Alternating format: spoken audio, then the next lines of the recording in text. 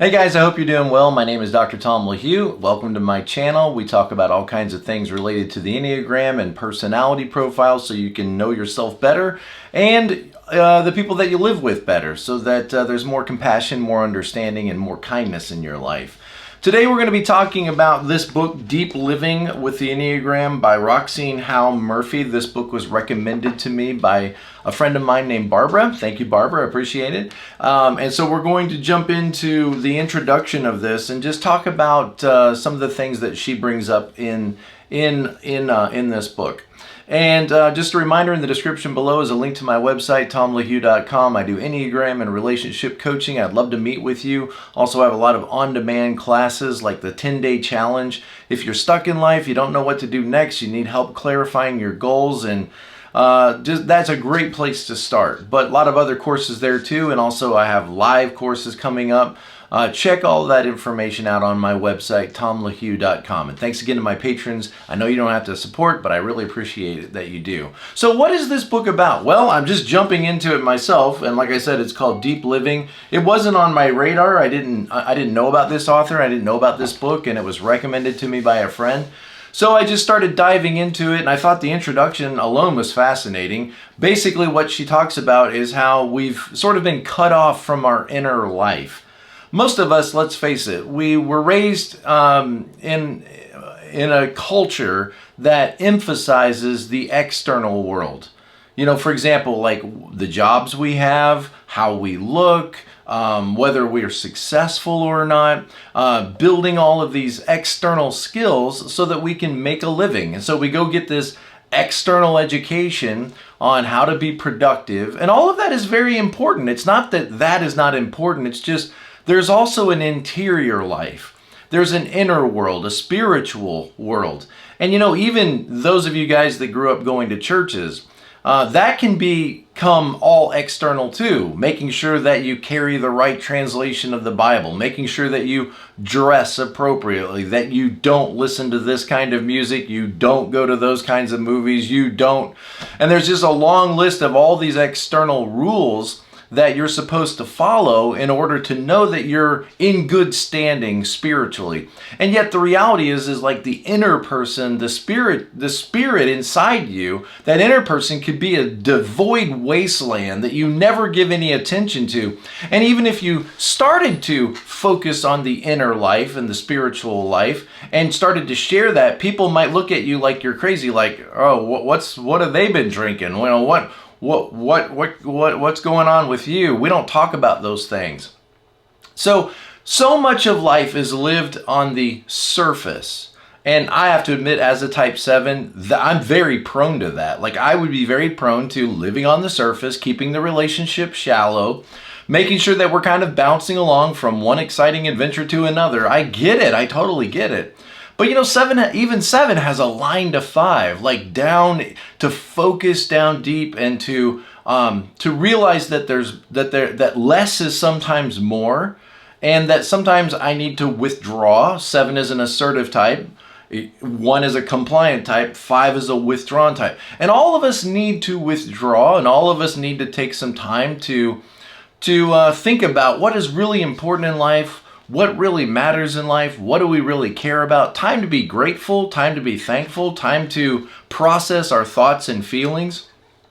And all of that is inner work. And a lot of times, you know, this kind of stuff doesn't happen in a person's life until maybe they're my age in their 50s or when they get into their 60s and everything starts to slow down and they wonder, like, what did I just do? Like, I just went around this merry-go-round as fast as I could, and now I'm getting off, and like, what was the point of any of that? And what really matters? And why do I feel so alone, so empty, so devoid of substance? And you know, when you think about our culture, at least, and probably in a lot of places around the world, the opioid crisis and epidemic, drugs, prescription and non-prescription, recreational drugs. I mean, people are trying to numb out the pain that this world brings us. And a lot of that pain is because we don't know how to process much of the stuff that's going on in our lives. We're overwhelmed. We're exhausted. We're depleted. our relationships are broken, we're financially, in trouble. And this is the normal life. We're overweight. And no offense, I'm just saying that all of us, if we're not careful, we live in sort of a post-traumatic stress culture, an anxiety culture. And if you're working with people, if you're a therapist or a counselor or, even an Enneagram coach, or if you're a pastor or a teacher or a nurse or any of these realms where you get to work with people, where people are your business, what an opportunity we have. What an opportunity we have to make a difference in the lives of others. But obviously, we can't make a difference if we're on empty ourselves. We can't make a difference. We can't hope to change other people's lives if our lives aren't being changed. We can't hope to impact other people if we're not being impacted. We can't help other people grow if we're not growing. If we're depleted and our inner lives are a shambles, like a dorm room after the semester's over, and there's holes in the walls and tears in the carpet, and our inner world is rough, we just don't have anything to give. We find ourselves empty, depleted, with nothing to give. So we've got to take the time to back up, to withdraw, to reach up to power higher than ourselves, to reach out to like-minded individuals that will support us, that will speak life and grace and mercy and goodness into our lives. And we've got to take time to really think about what is important in life, and what am I living for? Why am I here? Why do I see the world the way I do? Where am I going when all this is over? These are good questions that make us slow down. They make us stop. They make us take an inventory of what's going on inside. And it's not always easy to do this kind of work. And a lot of people would love to do personal growth that doesn't involve any of this. Like, how do I, lose 20 pounds? How do I, make my hair, look wonderful? How do I brighten my teeth? How do I perform at a higher level externally so that I can accomplish more things that don't give me fulfillment in life? And what's the point of that? I can't tell you guys, look at me. I can't tell you guys how many people I talk to that if I ask them, how fulfilled are you in life? They'll say, oh, maybe 50%. And I'm like, wow, you're working really hard. Like, you're giving tons of hours at the office. You're giving tons of your energy to other people. You are working like ridiculous around the clock. And what is it giving you? What is it bringing you? You're empty. You're broken. You're frustrated. Your relationships are in a shambles. You've got kids you don't speak to. You've got family members that you haven't talked to in years and years and years. And you're not happy. There's no joy. There's no peace in your life. There's no connection to yourself and to others. And these are desperate times. And, it may get a lot worse. It may get a lot worse. I mean, our politicians are not fixing things. They're just not fixing things. It doesn't matter what side of the aisle. It's when you make millions of dollars to run for an office, there's corruption. But enough about that. Anyway, this book just got me thinking about, how amazing a tool like the Enneagram is. Because what does it do? It pulls us inward and makes us think about, why do I do what I do? And is what I'm doing always moving me toward what I really want in life? Because whether you realize it or not, one of the things the Enneagram helps us to see is that often we are on autopilot. Like Beatrice Chestnut says, I'm pointing to my bookshelf over there, we're often like zombies in life. We think we're engaged. We're awake, we're drinking coffee, and we're running plans, and we're getting things done. But if you actually stop for a minute and take stock of what is it you really want in life? What is it you're really living for? What is it you're really after? And are the things you're doing every day and the way you're interacting with people, is that really moving you toward what you say you want? You say you want a loving marriage, you want all kinds of people around you that are your community, that support you, that you interact with. You say you want peace and you want to find fulfillment and purpose in your life. But yet, if I actually watch you, how you live during the day, if I were to just follow you around and watch how you live during the day and watch how you interact with people like your wife and your kids and all your coworkers and all, and if I watch what you're spending your time on and what your calendar is filled up with and where you spend your money, if I were to watch how you live and interact, are you really present to life? Because there's many things that I know there's many things that you're doing throughout the day that aren't at all moving you toward what you say you really want in life. So why would you do that? Except that you and I end up on autopilot, just going through the motions and doing what makes sense to us and doing what feels right to us in the moment. And to that degree that we are not really moving toward what we want, but just doing what is impulsive and compulsive to us, to that degree we are cut off from who we really are. And we are not living authentically. And you got to ask, are we really in charge? Look, when you get to a point in your life and you realize, I'm not happy. I'm a 7, okay? So that's a priority. It seems like it should be a priority to everybody, but apparently it's not. But when you get to a point in your life and you realize, I don't have any happiness, I don't have any control, type 8, I don't have any peace in my life, type 9, I don't feel like I'm doing anything of value or importance, and I feel like I've given up my integrity, I don't have any love or relationships, I don't have a plan to be successful, and I don't feel like I have any value, and I don't feel like I've been true to myself, I don't feel like I even know what the purpose of any of this is, I don't feel like I have any support or any assurance. When you go around the dial and you realize, like, I feel like there's a problem. And never fret. Guys, we're in this together, and I'm here for you. And we're going to walk through all of this kind of information.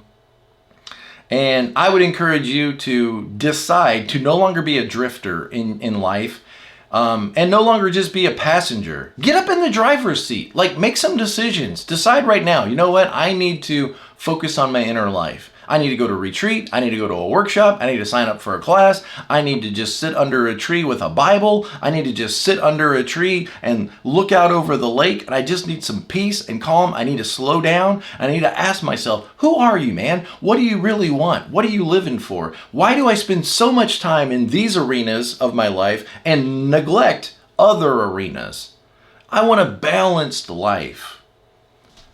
I don't want my personality to drive me anymore. Okay, well, we live on the surface. That was page 1. Actually, she doesn't say all that, but anyway, it gets my mind running. We live on the surface. We're awful alone. We're cut off and not at home with ourselves. There's 9 perspectives on reality. Hopefully the Enneagram will help us develop more compassion and kindness for ourselves and others. We think something's wrong with us. You know, everybody else, they all, you know, are out there living these fantastic lives and accomplishing everything, but there's something wrong with me. Why am I not motivated? Why do I feel stuck? Well, the reality is what she says is, you know, there's nothing really wrong with you, except that I would say, like, maybe you're not in the driver's seat. You know, you're just letting your personality's impulses and compulsions, whatever pops into your mind that seems right to you, you're acting on it. You're not really taking time to evaluate it, think about it, push back on it, all the hard work. We got to slay the dragon. Slay the dragon. Every one of us has a dragon. Every type has a dragon. 9 has sloth. 8 has lust. 7 has gluttony. We got to turn around. We got to face this. Okay. And we don't really fix ourselves as much as we learn to live with ourselves and not to let ourselves be our biggest obstacle in life. You know what I'm saying? We look around at everybody else like, oh, I could, if it wasn't for them, you know, if they wouldn't have polluted the well, if they wouldn't poison everybody, if they weren't so amazing that they get in front of me all the time. We tend to look outward at who's to blame. And what we don't often realize is we are our biggest obstacle. We, the personality that's covering, that's over the inner person, that person is the biggest obstacle. For example, I would be more successful if it wasn't for them. No, you'd be more successful if you weren't distracted all the time and pulled away from doing what needs to be done. If you could sit your butt in the chair long enough to focus on what you're doing, you could be a lot more successful. But your sevenness just wants to be distracted and go outside. It's a sunny day. We are our biggest challenge. But it doesn't help to get angry at ourselves. It helps to, I always say, laugh at ourselves. Everybody else says compassion. Like, be compassionate with yourself. I gotta laugh at myself and say, oh my goodness, Tom, you're such a 7. Oh my goodness.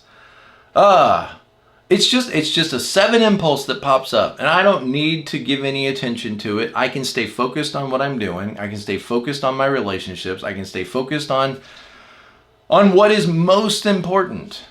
I don't have to, every impulse, like a flare, follow that and go with it. And you don't either. Because 70% of the time your impulses are working for you. That's why they're there. But there's always a 30 or 20% of the time that these impulses that drive a lot of your behaviors and your thinking and your activity, they're not working for you. They are moving you away from what you really want. They are moving you away from the marriage you want. They're moving you away from the career you want. They're moving you away from getting your to-do list done. They're moving you away from being a sweet, kind, loving, compassionate, gentle person. All of us come wired with certain impulses and compulsions or fundamental motivations of our type. And those fundamental motivations, as wonderful as they are, a lot of the time, there's always going to be times where they are not making our life better. And maturity, look here guys, I'll say it again. Maturity is you knowing the difference. It's you knowing when it's appropriate to be a clown right now. It's not appropriate to be a clown right now. It's appropriate to bounce and jump and scream and holler and run and play. It's not appropriate in this setting to do that. Every one of us has to grow and mature and hopefully connect deeper with that inner person, that essential self. There's all kinds of terms that Enneagram teachers use for this. But, okay. All right, guys. Well, we're on this journey together. Let's love each other. Let's be present to life. Get back in the driver's seat. Make some more decisions about what you really want in life. And then look at your life and say, why am I doing this? Like, why do I care about all these things? Like, is this really what I want to have done? Is this really what I want to have spent my time on? Is this really the house I want to live in after I build it? Because you're building a house right now. Is it the one you want to live in? All right, guys. Love you guys. Thank you all. I'll see you next time. Be present to life.